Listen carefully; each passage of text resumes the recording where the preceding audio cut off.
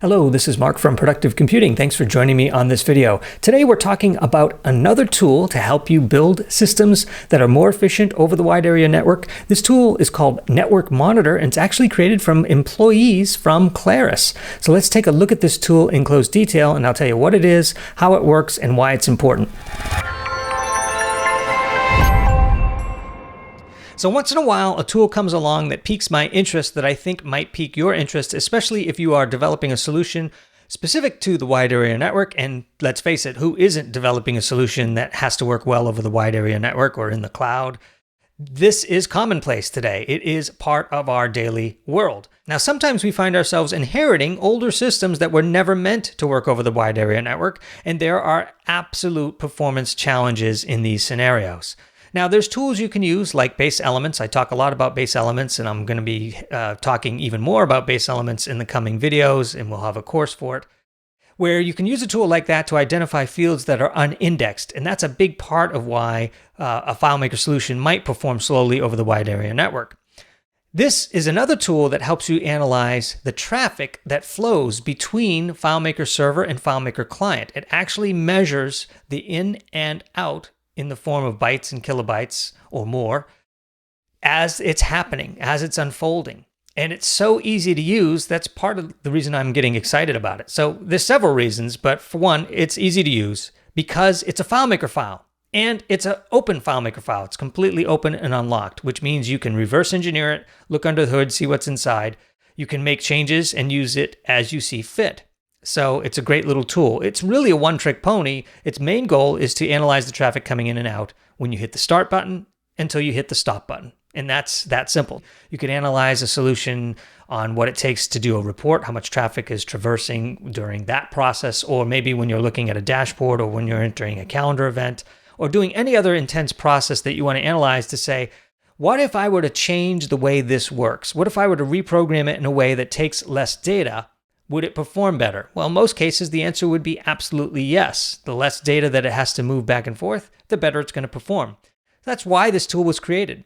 So if you take a look at the post here, it talks a little bit about what the situation is, shows you a quick screenshot, a little bit how to use it, it's very easy, and then talks briefly about under the hood. Now, this under the hood part is particularly interesting for me as a FileMaker engineer, developer of sorts, and so interesting to the point where I actually am inspired to make an entire course called something like Development for the Wide Area Network. And that will be something that you can expect to see in the coming weeks and months at Productive Computing University. But in the meantime, I will take you under the hood in subsequent videos that will be available at Productive Computing University. And for these particular videos of reverse engineering this to see how it's using AppleScript and shell scripting in conjunction to clear a cache file and then to analyze the data and identify it and tie it to a specific FileMaker port 5003. There's a lot of little magic pieces and components that are happening here that got me excited.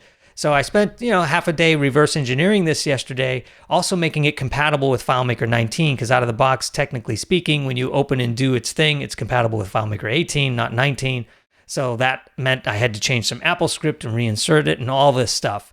So all of that will come, for those who want the gory details, that'll come in a future video series or as part of a course preview. Just stay tuned. Just look at the description for that information below. With that in mind, let me take a few more minutes and show you how this tool works after you download it and what you can expect from it. All right, let's go to the website and download this. Again, that link is down below this video. It's called networkmonitor.fmp12, so it's a traditional FileMaker file. And I'll put that on my desktop so I can work with it, and we'll go ahead and hide the website. Now, as I open this right away, you might see that it opens your default version of FileMaker. And I don't want to dwell on this too much, but in this case, it did open up FileMaker 19, as you can see. But the first step in the process is to clear the cache, and that will quit FileMaker. So essentially, it'll quit FileMaker, it'll clear the cache, and then it will open up this file again. But if you have a previous version of FileMaker, in this case, FileMaker 18 specifically, it will open up 18 and open up this network monitor with FileMaker 18. So let's just watch that now. I'll go ahead and quit and clear the cache. Now, you might get a message like this. This is a message that will happen on any modern Macintosh operating system. It's a security warning, traditional security warning. It's saying that, hey, things are asking me to do stuff beyond the normal thing, and that's because of the Apple script and the shell scripts that are running in the background when this executes. So you just have to push OK on that and push OK on that, and that will allow it to do its thing. Okay, now it did open up again. Let's see what version of FileMaker it opened. It opened up FileMaker 18, just as I promised. And the reason for that is that inside of the mechanism here, there's an Apple script that then exports and then calls FileMaker 18 specifically. So if you want to call a newer version of FileMaker, you have to actually program that into the Apple script, resave it as an Apple script, insert it back into the network monitor. And that's a whole other story for a whole other day. It goes well beyond the scope of this video, but it is something that I know how to do. And I will be explaining that in some upcoming videos that will be located at Productive Computing University. And essentially, I'll take you under the hood and we'll look at each one of these components because it is quite fascinating, as I mentioned earlier. So with that in mind, let's just skip that notion for now and just realize that we did quit FileMaker. It did clear the cache. And at this point, it's ready to rock and roll. All we need to do is click Start, and it will analyze all the traffic on port 5003 from that point forward until I click Stop. And the Stop button will appear only after I click the Start button. And then finally, there's this Log button, which I'll show you here in a second. So in order to really experience this, you have to open up something that actually requires network traffic. Let's say I had a test file here. I couldn't just open that up and expect to see any kind of results because it's local. So now I'll click Start. And now it is actually waiting for network traffic, and it has taken a snapshot as to when I clicked the Start button. And you can see here it says monitor has been running since this date and time. Please stop to record the data. So at this point, I will open up a file that I have here in my recents, this thing called network test at the Productive Computing University server. All right, now it is asking me for credentials, and I'll enter those. Now it has opened up this test file. And I really just want to analyze the opening of this, so I'll click Stop. At this point, it shows me that it has 246 kilobytes incoming data, and outgoing data, it shows 12 kilobytes. Now, this would be a good time to take a log. So I'll create a log record, and I'll call it network test first open. And then it shows me the log with the date and time and so forth. So I'll close that log right now, and I'll actually close the solution. I won't quit FileMaker, but I'll close the solution. And at this point, that data has been cached on the local hard drive. That's just the way FileMaker works. And to prove that point, I'll now do a network monitor test again, knowing that that data has been cached, and we'll see the results, the differences here. So I'll click Start again. And just like I did earlier, I'll go to File, Recent, and open up that network test and open it up. Then I'll immediately push Stop and create a log record and call it network test second open. This time the incoming data is only 861 bytes, a far cry from the original, and the outgoing is 4507 bytes. This is a big difference.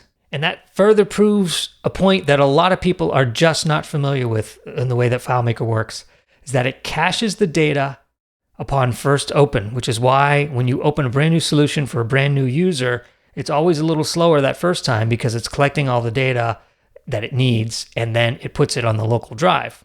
So let's go one more time on this. I'll close the file here. I'll click Start, and we'll do a final test. And then click Stop.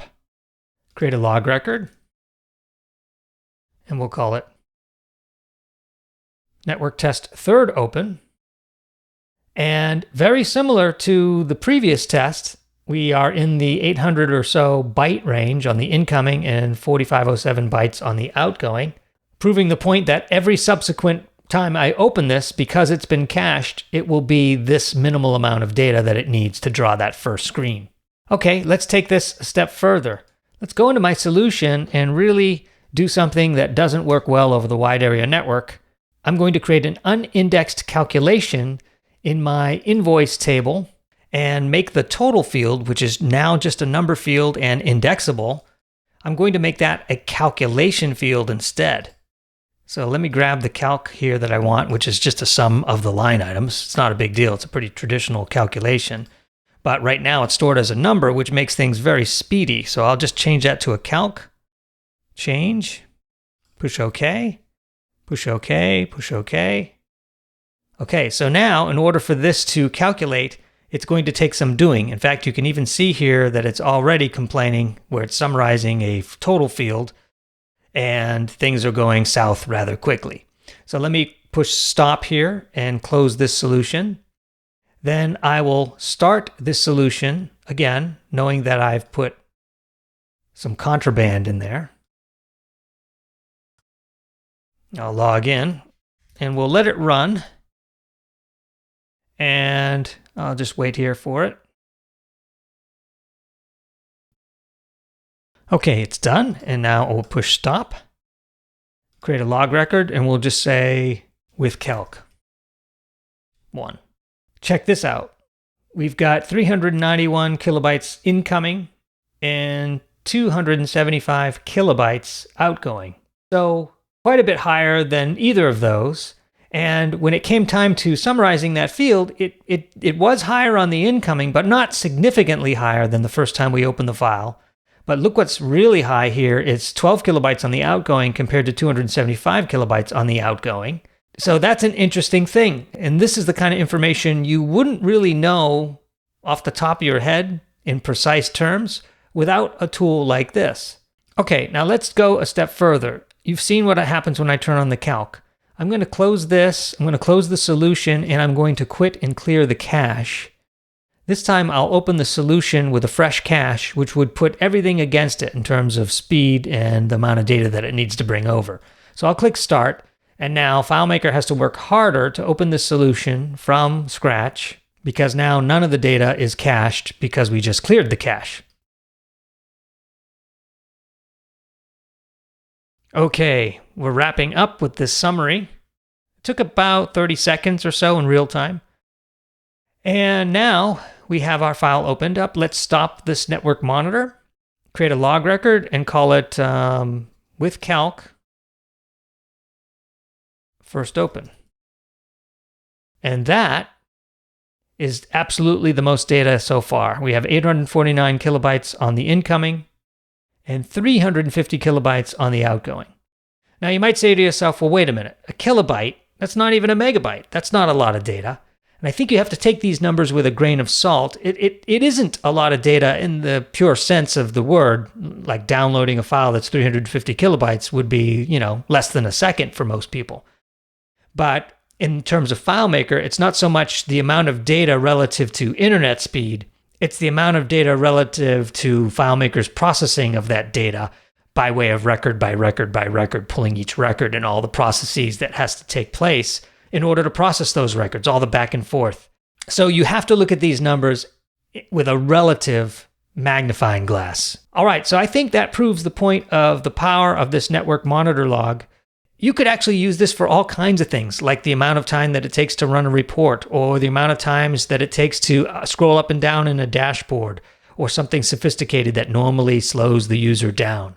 And if there's a way to optimize that, then you can build in your optimizations and then compare your data exchange. And if you've greatly reduced the data exchange, then it's likely you've greatly reduced the performance burden and you've made your user a happier user. But as an example of what we learned just in this one lesson, and in fact, I'm learning it here as it's unfolding, is that when it comes time to summarizing fields, a significant portion of that is on outgoing data, whereas opening a file for the first time is more about incoming data. Even in this final example where we cleared the cache and we had all those records summarizing, there was still more incoming data on that particular example because the data coming in had not been cached yet. There was still a significant amount of outgoing data. But take a look at this without the calculation field. We still had, about 1/3 the data coming in? Only a minor bit of data going out, even though it was with a cleared cache. Again, this proves another thing, just how dastardly an unindexed field can be in any solution against the wide area network. Now, if you want to learn more of how to get around these certain circumstances, I actually have a video where I use this exact same file, and I talk a little bit more about unindexed calcs and the differences, and I talk about the filtering here and some other things too. So you might want to watch that just to really bring this point home and really get it into your thought patterns for your future development. So since wide area network programming is so prevalent these days, we believe in the notion of taking this idea to the next level. So keep an eye out in the description below this video for any courses that might come up at Productive Computing University on this topic, and stay tuned if you are interested for under the hood videos for this particular network monitor tool created by the folks at Claris. Thanks for watching.